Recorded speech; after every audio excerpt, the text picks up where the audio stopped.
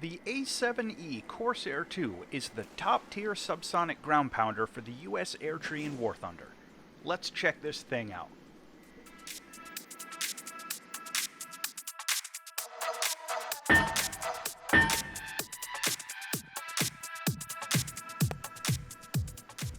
The A-7 Corsair II came out of a 1963 requirement from the U.S. Navy to replace the A-4 Skyhawk. As capable as the A-4 was, advances in avionics, weapons, and engine design were happening very quickly, and the Navy knew that the A-4 would be obsolete by the end of the decade, so they wanted to get ahead of the curve and get a more modern attack jet into service as quickly as possible. To speed up development, the Navy decided that all proposals needed to be based on existing aircraft. To meet this requirement, the Vought Company proposed a design based on the existing carrier-capable F-8 Crusader. The A-7 proposal from Vought was selected before a prototype was even built, and the development started immediately. In September of 1965, the first A-7 took to the air, and thanks to a very fast development cycle, it entered service barely 15 months later in 1967. The Navy was anxious to get the A-7 into action as quickly as possible, and it first saw combat in Vietnam in December of the same year. The plane was a conventional subsonic ground attack jet with a weapon system that was state-of-the-art for the time, and it gave pilots a huge upgrade from previous aircraft. The crews nicknamed it the Slough, an abbreviation for Short Little Ugly Fucker, due to the stubby appearance compared to the F-8 that it was based on. The A-7 was in service with the United States until 1993, and flew for Greece all the way until 2014.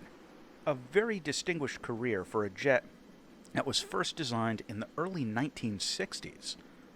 What we're looking at today is the A-7E, which was an upgraded version with a new engine, new radar, and the M61 rotary cannon. The E model was essentially the ultimate carrier-capable version of the A-7, whereas the D model earlier in the tech tree was a version for the U.S. Air Force. The A-7E saw combat not only in Vietnam, but also in Grenada, Lebanon, Libya, and the First Gulf War. In War Thunder, the A-7E is in an interesting spot. As of making this video, it's the top-ranked American ground attack jet in the tech tree, sitting at BR 10.7. It has a very capable weapon system, which includes the AN/APQ-126 radar and a full ballistics computer for all of its weapons. The loadouts available to the A-7E are a generous variety of bombs, rockets, missiles, and a FLIR pod, which we'll talk about in a minute. My only gripe with the loadouts is that you can't mix and match types of weapons. You can't take rockets with bombs, for example, and all of your ordnance will be the same type. For guided weapons, the A-7E gets the AIM-9D, which is a pretty basic heat-seeker missile, although it doesn't support radar slaving. You can upgrade it to the AIM-9G, which is a very good weapon, and gives the plane a credible tool for self-defense. You also get access to the AGM-62A Walleye TV-guided bomb. Unfortunately, neither the CBU-85 cluster bombs nor the Mark 82 Snake Eye slowfall bombs are available in War Thunder, although the A-7E carried both of them in real life. And also, for some reason, you don't get access to the Mavericks that the earlier A-7D had. Now, I want to talk about the FLIR pod for a moment. This is a new addition to War Thunder.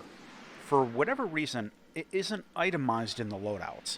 You can't click on it to get any stats or anything, but you can see the icon for it hanging off of a hardpoint. The actual pod carried by the A-7E is the AN/AAR-45 Low Altitude Night Attack Pod. This was a first-generation FLIR pod and gives the A-7E the ability to use thermal sights. You have to switch your view into the targeting pod, and then use the new keybind for Switch NVD mode. This gives the A-7E a serious advantage if you fly it out as close air support in ground RB night matches, and frankly, it's even useful in day matches for finding targets at longer ranges. The Walleye TV guided bombs have a good standoff range, so if you find a camper with the targeting pod and then drop a walleye at them, this can be a really effective weapon system. Now, the flight performance of the A-7E is better than you might think. It's subsonic, and it isn't exactly overflowing with engine power, but the plane climbs well, it's very stable, and is surprisingly maneuverable. Of course, if you've got a few tons of ordnance hanging off your wings, you can expect the flight performance to suffer accordingly in every way. But once the plane is cleaned up and you drop your ordnance, it's a surprisingly nimble jet, and combined with the AIM-9G, you can often get a few air-to-air kills a bit more easily than might be expected.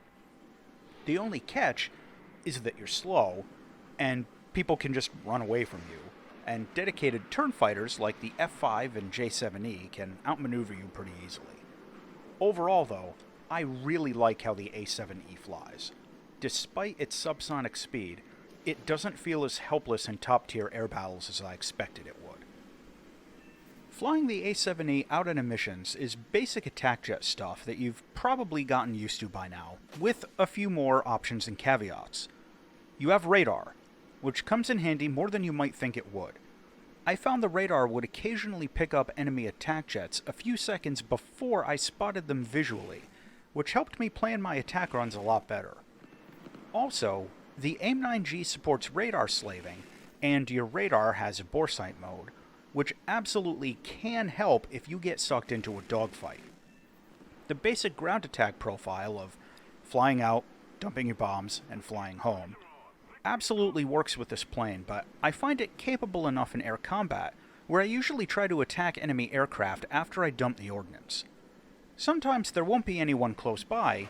Remember, this thing is slow, and you can't catch anything at this BR in a tail chase, so don't hesitate to just fly back to base and shoot down some AI planes for easy points on the way home.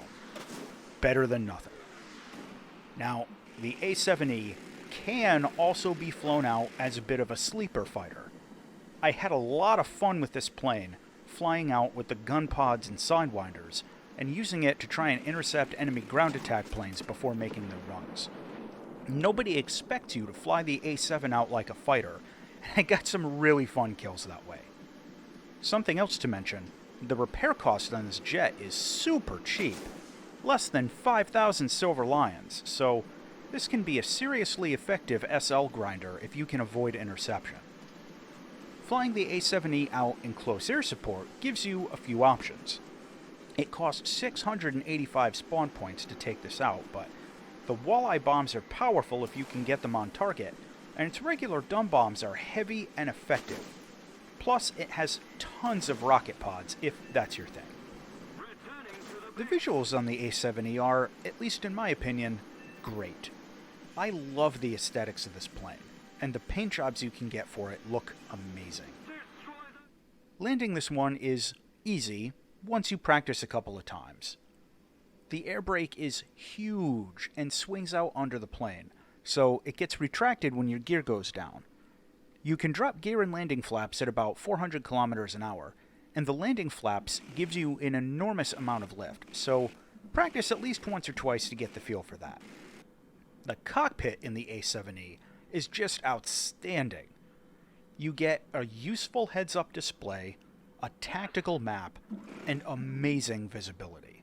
This might be my favorite ground attack jet cockpit so far, and flying this out in VR was amazing fun.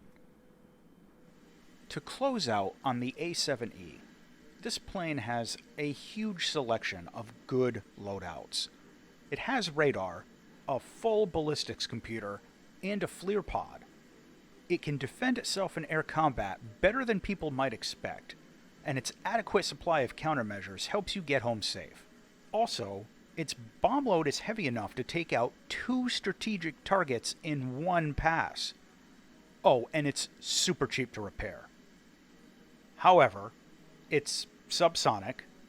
For some reason, it doesn't get the Mavericks that the A-7D has, and its radar doesn't have a pulse Doppler mode, which would help quite a bit since this plane spends about 90% of its time at low altitude. The final verdict on the A-7E is that as a subsonic ground attack jet at the top tier, this is a niche aircraft, but it's absolutely amazing within that niche. As always, thanks for watching.